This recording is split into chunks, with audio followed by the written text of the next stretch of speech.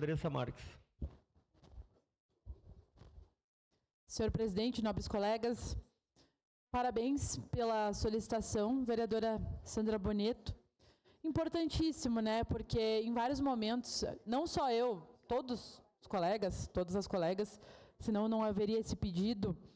Quando a gente vai às secretarias falar de algum tema, é muito comum a gente ouvir até com o próprio prefeito, né? Ah, tem que conseguir emenda, sugerem pra gente, né? Tem que ir atrás de emenda. Só que tem dois fatores, dois problemas fundamentais que eu vejo que hoje acabam travando muito o avanço concreto das coisas na nossa cidade.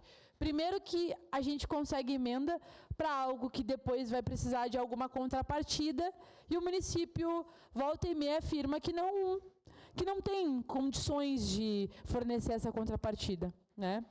E a segunda questão é que eu tive contato com a Secretaria do Planejamento nas últimas semanas, porque solicitei informações sobre alguns planejamentos, alguns projetos que teria que ter sobre assuntos, né, seja a unidade básica de saúde, seja, né, outras questões da nossa cidade. E me deparei com uma situação, dialogando com os técnicos da Secretaria de Planejamento, que, infelizmente, nós temos uma Secretaria de Planejamento que, na prática, não tem condição de planejar nada. Então, poderia ser, vereador Libardi, da falta de planejamento. Se tu perguntar qual o planejamento que nós temos previstos, que nós queremos concretizar esse ano, eles não vão saber dizer.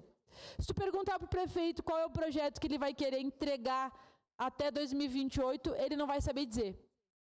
E conversando com os técnicos, com o próprio secretário Antônio Feldman, me dei por conta que nós temos muitas vezes um banco de projetos que no fim são projetos feitos para nada, porque não tem recurso previsto para isso. Então os técnicos trabalham fazendo um projeto que nunca vai sair do papel.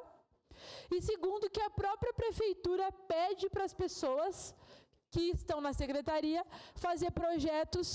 Chega na hora de materializar, mas a gente não tem recurso. Então os caras trabalham dia e noite para nada. É desperdício de tempo, de energia, de dinheiro público para sair de algum lugar para chegar em lugar nenhum. Então, na verdade, hoje a nossa cidade está mal.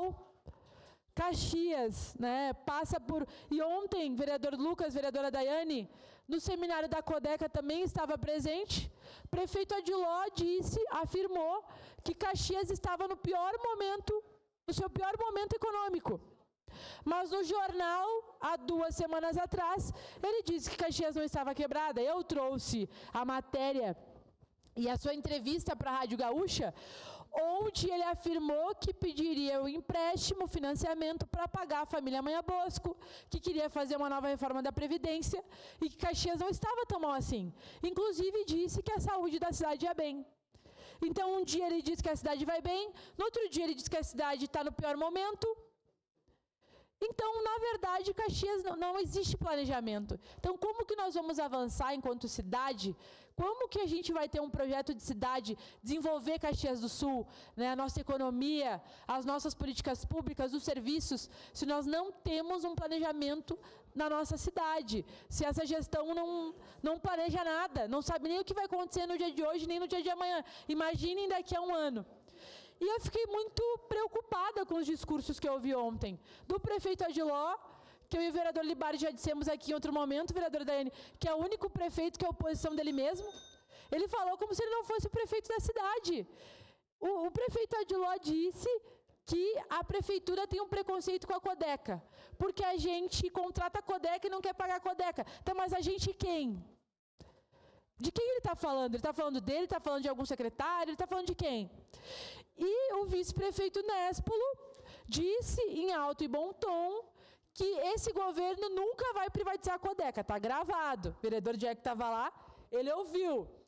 E ele disse, e eu me surpreendi, sinceramente eu não sei o que o vice-prefeito queria com aquele discurso, mas ele criticou o neoliberalismo, criticou o corte nos investimentos. Então, até um discurso mais à esquerda ele fez ontem, vereador Lucas. Fiquei pensando com qual objetivo, porque ele estava no meio do movimento sindical, no meio de trabalhadores. Então, me parece que o vice-prefeito fez um discurso para alegrar a torcida, mas, na prática, é o prefeito e o vice-prefeito que mais cortam, né? São neoliberais até a alma e agora fazem um discurso contra o neoliberalismo. Então, oposição a eles mesmos é a nova tática do governo Adiló para não dizer que eles são responsáveis pelos problemas da nossa cidade. Vejamos as próximas cenas. Parabéns, vereadora Sandra Boneto, pelo pedido de informações.